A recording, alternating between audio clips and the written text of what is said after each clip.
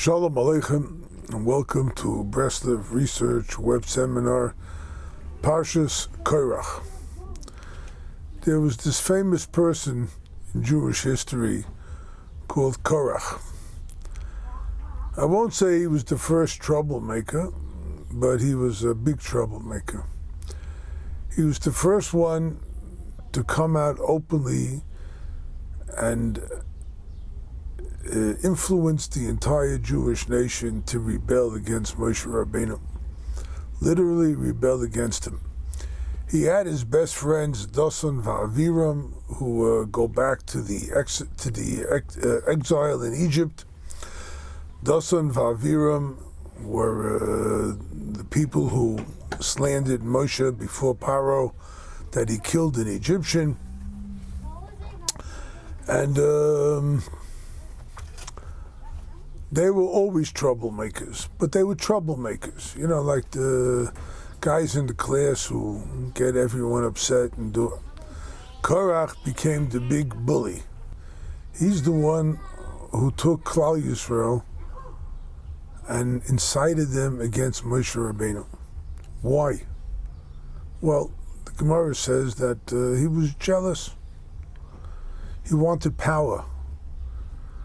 Nobody had money like Korach. The Medrash says that Korach, when he left Egypt, he had 300 mules carrying the keys to his treasuries.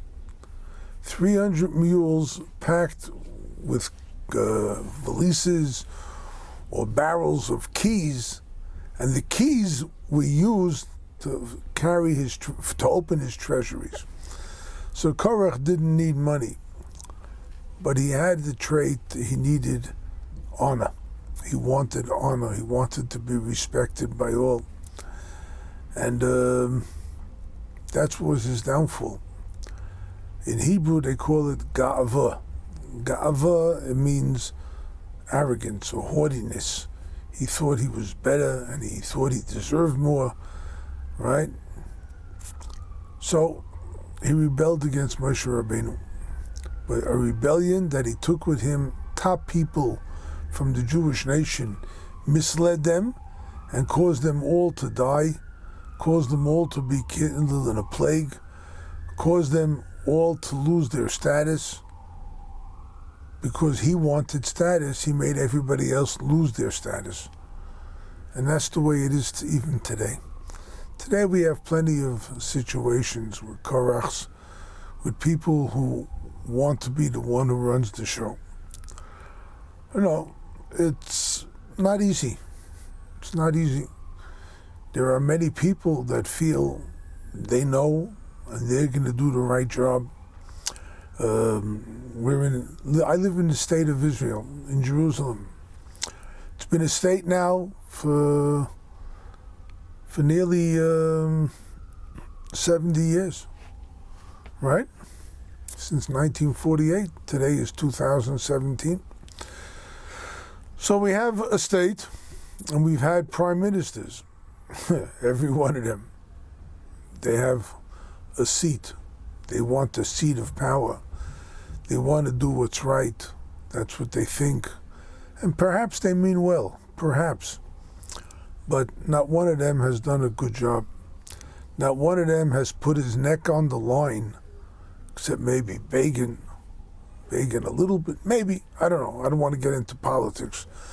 But nobody put his neck on the line for the people. Everything. What does the United States say? What the Europeans going to say? What are the Goyim going to say? What are the Jews going to say? What are the Arabs going to say? Not what's right, but what's going to happen? Who's going to say what? Gaiva. The Arizal says a very amazing thing. The word Ga'ava in Hebrew is a Gimel, an Aleph, a Vav, and a Hey. Okay? The numerical value, or the gematria of Ga'ava, Gimel is 3, Aleph is 1, that's 4, Vav is 6, is 10, and the Hey is 5, 15. One of the names of Hashem is Yud Kei. The Yud and the Hey. Yud is 10, Hey is 5, 15. Ga'ava is the gematria of one of the holy names of Hashem. And the Arizal says that if a person has Ga'ava, Yud K, Yud represents Chokhmah, wisdom, and Hey represents Bina, understanding. It represents the intellects of a person. And having Ga'ava affects inadvertently or advertently, but certainly negatively, the intellect of a person. A person gets distorted by power. A person gets distorted by honor. They give him honor. Oh, look what they think of me. Big deal, They give you honor because, well, maybe you're an elderly person they give you, or maybe you're a smart person, maybe you did something right. People will give you honor because they feel like honoring you, but not maybe because you deserve it, not maybe because it actually belongs to you. That not. Take a look. Any politician who gets into the position of politics, look what the newspapers do to them. They destroy them, or they try to destroy them, right? I want power. You got power. Now we're going to destroy you, right? What's the sense? The whole story of Korach is there to teach us that you have to beware of the desire for honor, the desire for power. Let Hashem run the world. He's done it till now for 5,700 and 700 years, whatever. Leave him. Let him go on with his job. Why do I have to stick my fingers in? You know what I have to do? I have to do my job. Whatever my job is, let me do it. Let me be effective at what I do. But let me not fight for power. You see power? Run away from it.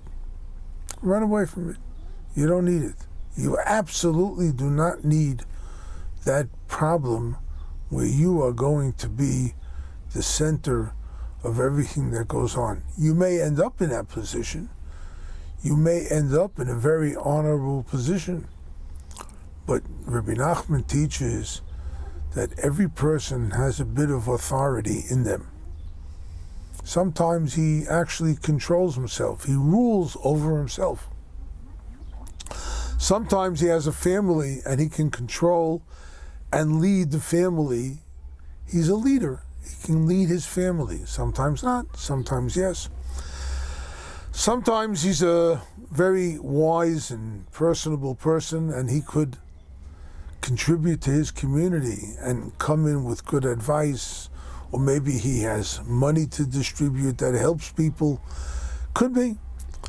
But Rabbi Nachman teaches you have to be very careful that the power that you wield and the position that you have, the authority, is used only for the sake of Hashem, not for your own personal gain. You have to know that. You have authority. The least authority you have is over yourself. I want to do this bad thing or I want to do this good thing. That's authority.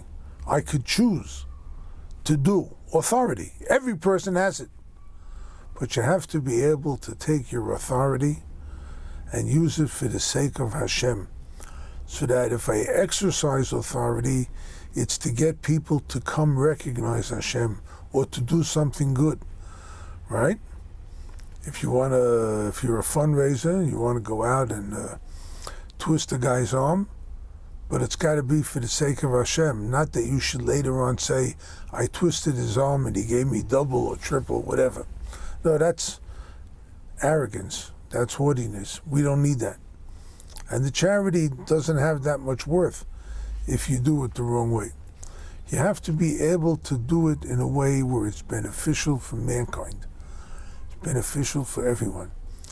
The story with Korach ended up that he was swallowed up by the earth. What does it mean, swallowed up by the earth? Well, the earth is a mineral.